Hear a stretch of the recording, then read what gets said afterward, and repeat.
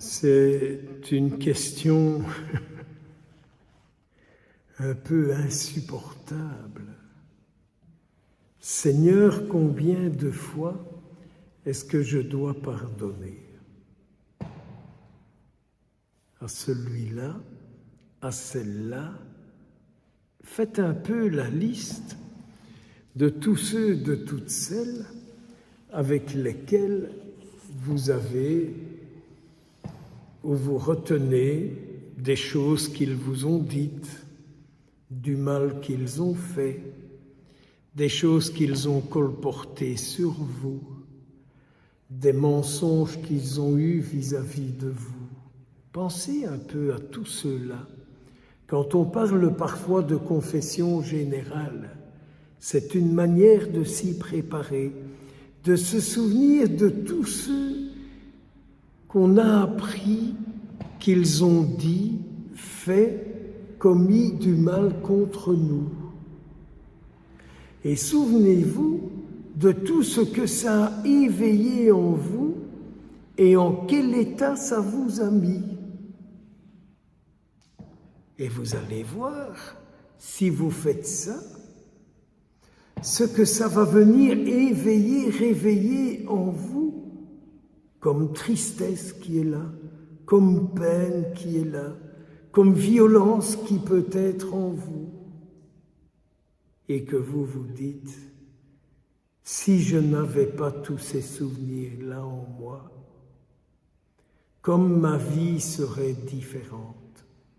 Si je n'avais pas tous ces souvenirs-là en moi. Alors nous croyons parfois qu'on a réglé tout ça. Mais si nous avions réglé tout ça, nous aurions tous le même esprit que Jésus. Et tant que nous n'avons pas réglé toutes ces choses-là, il y a un fond en nous qui malheureusement n'est pas sain. Peut-être pas en vous, mais en tout cas en moi. C'est toujours difficile de s'adresser à des personnes dont on est sûr qu'elles sont toutes très saintes. Et de se dire, finalement, il n'y a que toi qui traîne tout ça en toi. Moi, j'aimerais savoir comment être, comment vivre pour que mon esprit, c'est-à-dire mes pensées, mes paroles et mes actions soient identiques à celles du Christ. Pour que je n'en arrive là, il faut qu'en moi, il n'y ait rien qui soit contraire à ce qu'est Jésus.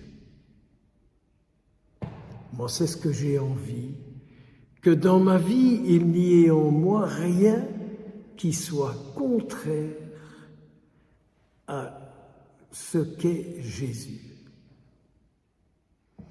Et donc c'est là qu'on appelle le travail spirituel.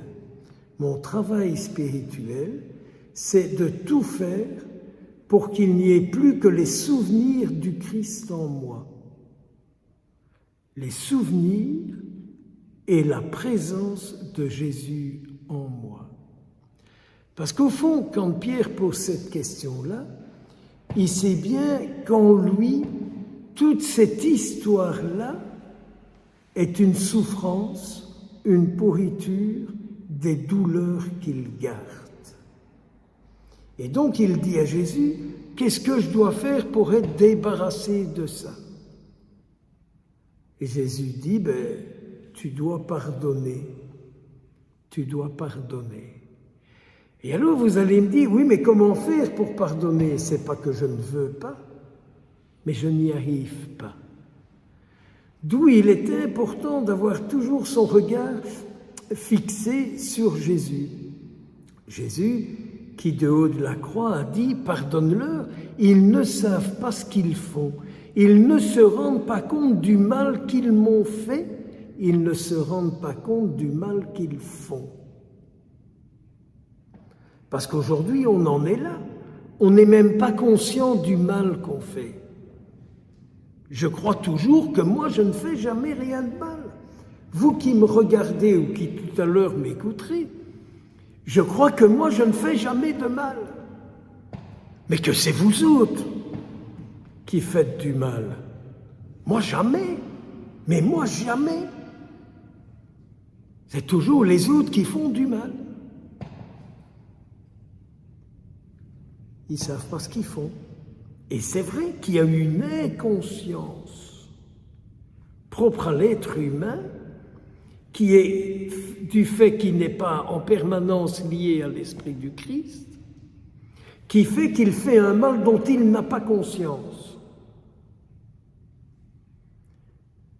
Vous le savez bien, je ne canonise pas le pape, mais l'année de la miséricorde, et ça, on n'en parle pas, l'année de la miséricorde, le pape François a dit, mais prions pour que l'on ait conscience de ce qu'entraîne notre péché. Mais aujourd'hui, plus personne ne fait du mal. Je préparais des funérailles juste avant l'adoration et le chapelet, et je disais aux gens, mais priez pour votre défunt. Ah, mais je ne sais pas faire ça. Je ne sais pas faire ça. Mais vous ne vous rendez pas compte comme elle était une sainte, quoi. Elle faisait que des choses bien. Je dis à moi-même, cause toujours, tu m'intéresses. Hein.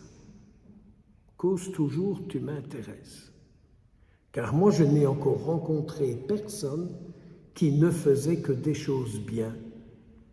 Quand vous me rencontrez, vous trouvez que je ne fais que des choses bien?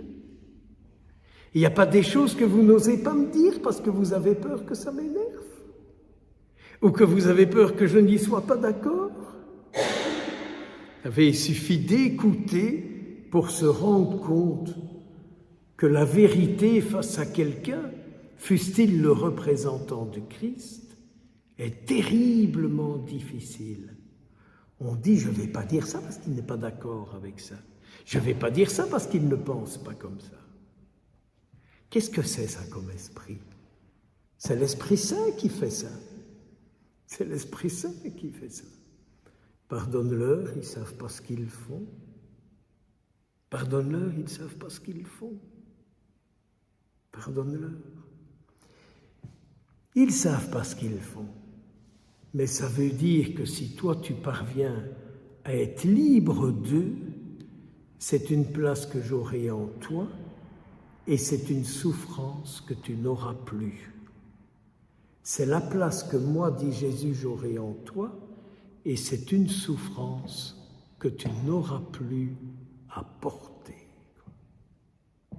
Et alors c'est sûr que le malin, le salaud, quoi, hein, il nous enferme dans le souvenir de ce qu'on nous a fait.